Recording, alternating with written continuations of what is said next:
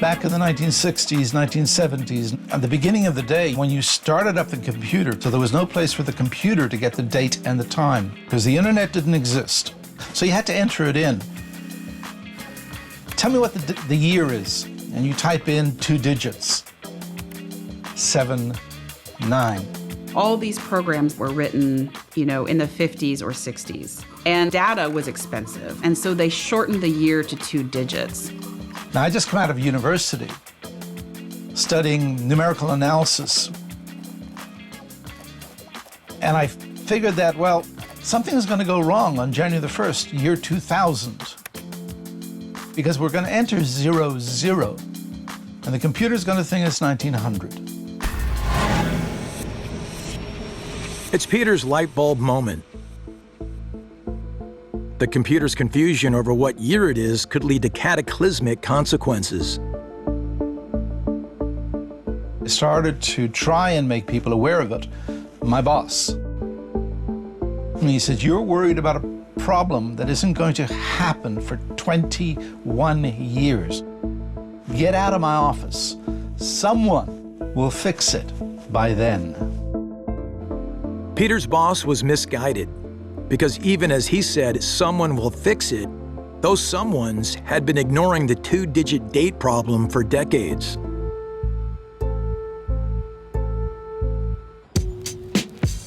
In 1970, the Scottish bank, Widows Bank, ran into a problem when they're entering in 30-year mortgages. The closing date of the mortgage is in the year 2000. The computer didn't take kindly to that. Still, the standard phrase was, someone else will fix this by then. Of course, no one does. And as the world begins to explore cyberspace, the issue becomes even more urgent. In 1989, Sir Tim Berners-Lee, he's a British scientist, he invented the World Wide Web, and that set the stage for the 90s. I'm Steve Morgan, founder of Cybersecurity Ventures and editor-in-chief at Cybercrime Magazine.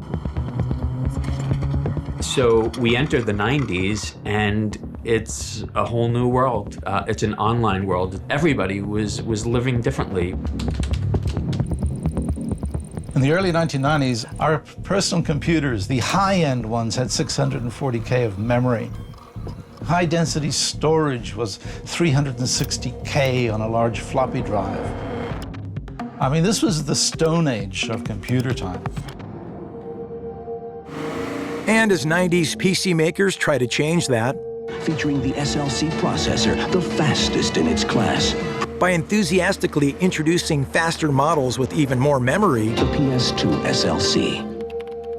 Peter's becoming increasingly passionate about repairing the looming Y2K bug. The truth of the matter is, Y2K offended me. It was a stupid, silly problem, and no one is paying attention. Peter's compelled to go public with his concerns. Back in 1993, I wrote the article that kicked all of this off, Doomsday 2000. It wasn't my first article on Y2K. I'd written another one called Tick Tock, Time's a Wasting, that got no attention at all, except from 1 or 2 journalists who said, ha ha, silly little programmer, is trying to scare the world. Isn't this funny? Ha ha ha. Computer World at the time was the magazine for the IT industry, out to more than 300,000 people in the US every single week. Peter's Doomsday 2000 article finally grabs the attention of the computer community. Someone would ask, well, how bad could it be, Peter? And the honest answer of that is pretty bad. It could happen that planes fall out of the sky, elevators go into the ground. Pharmaceutical companies have expiry problems, inventory control problems, ATM machines. All computer systems, especially financial systems, wherever you had a computer controlling something, there was a possibility the computer wouldn't be able to do its job. It means every bank, institution, corporation, and government in the world could suffer massive operational failures at the turn of the century. But while some insiders are listening, convincing organizations to take action against the Millennium Bug is nearly impossible. In the early 1990s, people at the top really didn't understand how much they depended upon their computer systems. And then along come people like myself, and we have to have this fixed by the year 2000. And oh, by the way, it's going to cost a truckload of money. They're going to be very, very reluctant to believe you. But Peter's underlying message of impending doom and gloom does find a receptive audience in America's rising right-wing militia groups, who increasingly believe they're at war with the government over their freedoms. 8 months after the standoff with Randy Weaver at Ruby Ridge, a compound outside Waco, Texas explodes with bloodshed, igniting even more anti-government sentiment. The Bureau of Alcohol, Tobacco, and Firearms launched a raid on the compound of a small religious sect called the Branch Davidians, who have a sort of an apocalyptic mindset. The ATF had information that they had illegal weapons, which they did.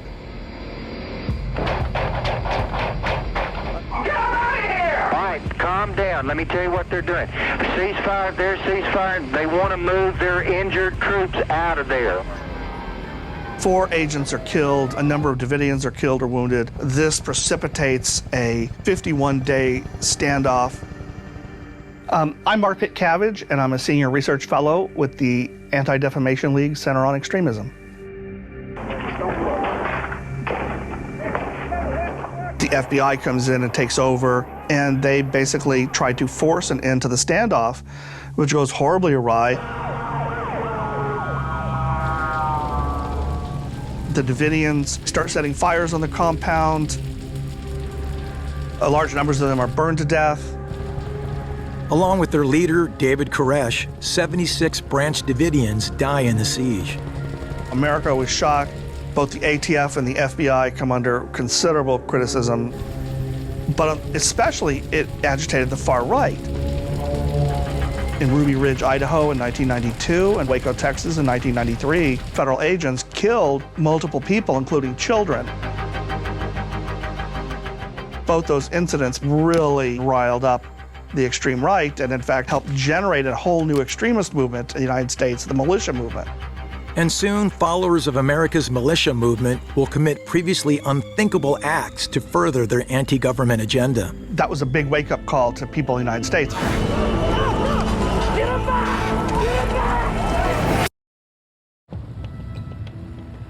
In the mid-90s, Peter de Jager and a group of computer programmers are attempting and failing to save the world's computers from the Millennium Bug.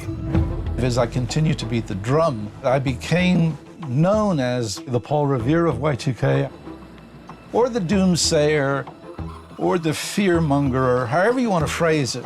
I was that guy. That was difficult and that was frustrating. While Peter and others struggle to be heard, another more sinister group with their own end-of-the-world concerns is making its mark. Sparked by anti-government standoffs at both Ruby Ridge and Waco, America's militia movement is expanding. The first militia group emerges beginning in '94 with the Militia of Montana, and numerous other groups start popping up all around the country within the next few months. The militia movement believed that the rest of the world was essentially controlled by a global, tyrannical, socialist one-world government. They call it the New World Order. They believed our own government was actually collaborating with the New World Order to slowly strip us of our rights and freedoms, starting with our right to keep and bear arms. Because once we're rendered defenseless, we too will be absorbed, essentially as slaves, into the New World Order. And that is what Americans have to fight against.